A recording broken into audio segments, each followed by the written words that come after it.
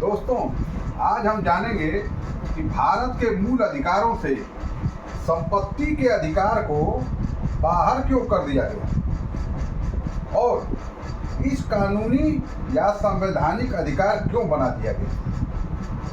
यानी भारत के मूल अधिकारों से संपत्ति के अधिकार को बाहर क्यों कर दिया गया और इसे कानूनी या संवैधानिक अधिकार क्यों बना दिया गया।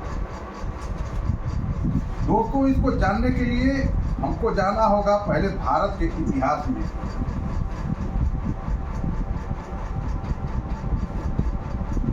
चूंकि संविधान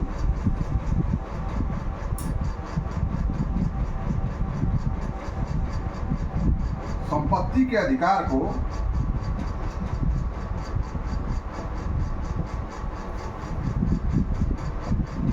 पहले मूल अधिकार माना गया था। पहले मूल अधिकार माना गया था, लेकिन बाद में संवैधानिक संशोधन द्वारा इसको मूल अधिकार की श्रेणी से बाहर कर दिया गया। अब इसको समझने के लिए कि इसको क्यों लाया गया, अगर ऐसी ही बात थी, संपत्ति का अधिकार इतना खराब था या फिर इतना विपरीत इसके प्रभाव थे, तो संपत्ति के अधिकार को सबसे पहले जब संविधान लिखा जा रहा था तो संपत्ति के अधिकार को मूल अधिकारों की श्रेणी में क्यों रखा गया और ऐसी क्या स्थिति उत्पन्न हो गई कि मूल अधिकारों से संपत्ति के अधिकार को बाहर करना पड़ा। इसको समझने के लिए दोस्तों हमको आज़ादी से पहले के समय में जाना होगा। आज़ादी से पहले हम जानते हैं कि अंग्रेजों का शासन था और अंग्रेज अपने विकास के लिए हमारे देश के नागरिकों के जितने भी संपत्ति हुआ करती थी, जैसे जमीन हो गई, खेत खलिहान, धन, जेवर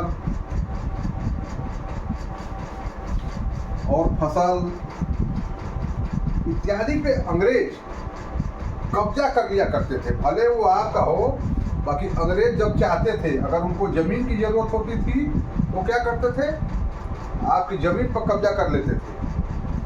अगर उनको खेत की जरूरत है, अगर उनको कोई फैक्ट्री लगानी है, तो अगर उनको जमीन की खेत की जरूरत है तो खेत को आपको कब्जा कर लेते थे। इसी प्रकार से खलिहान को कब्जा कर लेते थे।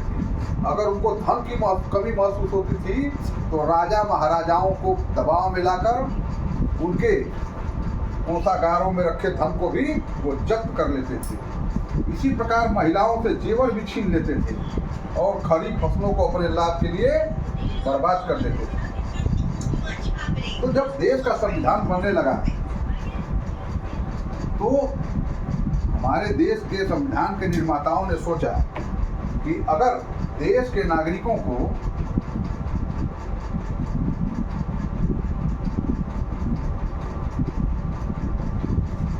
संपत्ति का अधिकार नहीं दिया गया तो कोई भी आने वाली सरकार वो उसके संपत्ति पे कब्जा कर लेगी, दबाव में लेकर उसके संपत्ति पे कब्जा कर लेगी, उसके जमीन पे कब्जा कर लेगी। खेत खलिहान, गेल जेवरात, फसल, जो भी चीजें एक नागरिक के पास हैं, उन चीजों को क्या करेगी, सरकार जब्त कर लेगी। इसी से बचने के लिए भारत के संविधान के मूल अधिकारों में 6वें अधिकार के रूप में संपत्ति के अधिकार को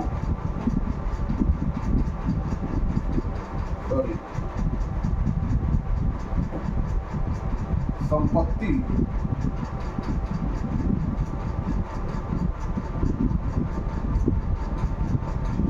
के अधिकार को मूल अधिकार माना गया। मूल अधिकार मतलब इसको कोई बदल नहीं सकता है। बिना संविधान में संशोधन किए मूल अधिकारों को बदला नहीं जा सकता है।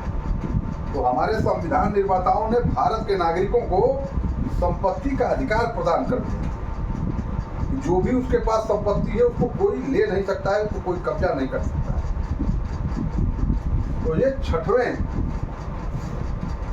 अधिकार, मूल अधिकार के रूप में हमारे संविधान में वर्णन है इसका।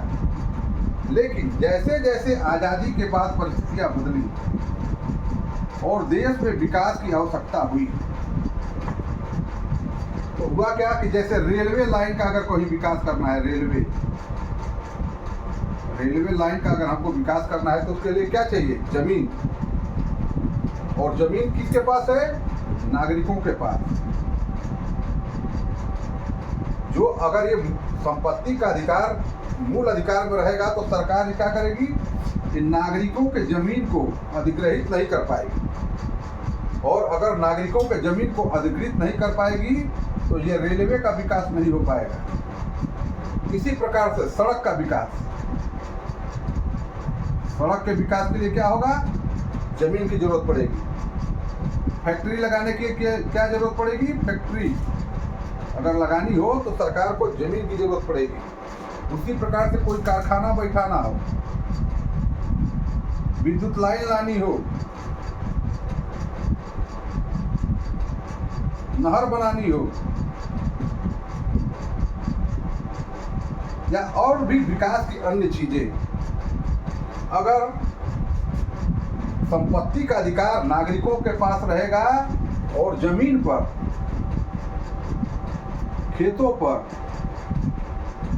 जंगलों पर, धन पर अगर नागरिकों का अधिकार रहेगा तो ये विकास के कार्य नहीं हो पाएंगे। तो सरकार ने 44वां संशोधन करके 1978 में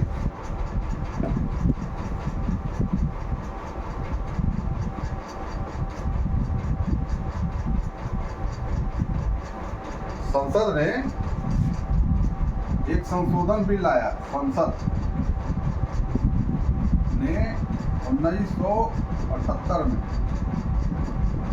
एक संशोधन बिल लाया, संशोधन बिल, क्योंकि बिना संशोधन बिल के मूल अधिकारों के साथ न तो उनको समाप्त किया जा सकता है न उनको कम किया जा सकता है।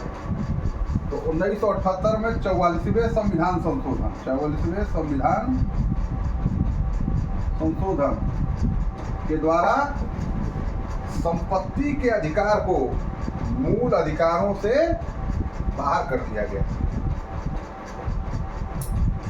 क्योंकि देश में उस समय बहुत ही जरूरी था विकास, और विकास के लिए जमीन की और धन की बहुत आवश्यकता थी। उस समय राजा महाराजा और बड़े बड़े जमींदार, राजा महाराजा बड़े बड़े जमींदार जो थे वो जमीनों पर और पूरी देश की संपत्ति पर कब्जा करके बैठे हुए थे। और देश में अगर विकास, संरचनात्मक विकास, संरचनात्मक विकास करना होगा, जैसे रेलवे, सड़क, फैक्ट्री आदि चीजें जो भी हैं, अगर उनको बनाना होगा तो उसके लिए धन और जमीन दो चीज की जरूरत होगी। और जब तक नागरिकों के पास ये संपत्ति का अधिकार रहता है तो सरकार इसको अधिग्रहित नहीं कर पाती। इसलिए सरकार ने 1978 में संपत्ति के अधिकार को मूल अधिकार से हटाकर संवैधानिक या कानूनी अधिकार बना दिया। हटाकर क्या बना दिया? कानूनी या संवैधानिक अधिकार।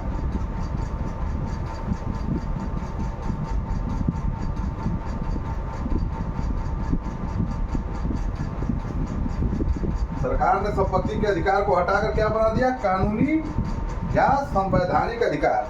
अब ये मूल अधिकार की श्रेणी से बाहर हो गया। मूल अधिकार की श्रेणी से बाहर होने पर इसके क्या प्रभाव पड़े कि इनको कानूनी अधिकार है, इसके खिलाफ आप कभी भी सीधे सुप्रीम कोर्ट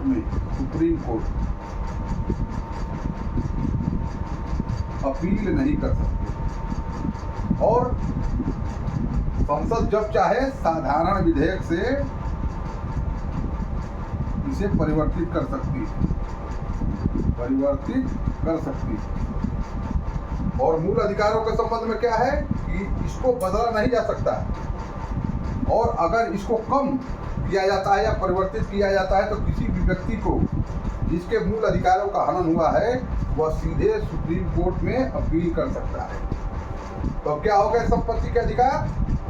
ये बन गए कानूनी या संवैधानिक अधिकार, जिसके खिलाफ अगर उनका हनन होता है तो वो सीधे सुप्रीम कोर्ट में नहीं जा सकता है और ये अधिकार की वैल्यू कम हो गई और सरकार को जमीनों और संपत्ति का अधिग्रहण करने का अधिकार मिल गया, जिससे कि देश की विकास मार्ग को और आगे बढ़ाया सके और देश का अधिक से अधिकतम विकास किया जा सके। दूसरा, संपत्ति के अधिकार को मूल अधिकार से हटाने का एक कारण और है। संपत्ति का अधिकार होने से संपत्ति का अधिकार होने से समाज में असमानता की स्थिति उत्पन्न हो गई थी। जो अमीर थे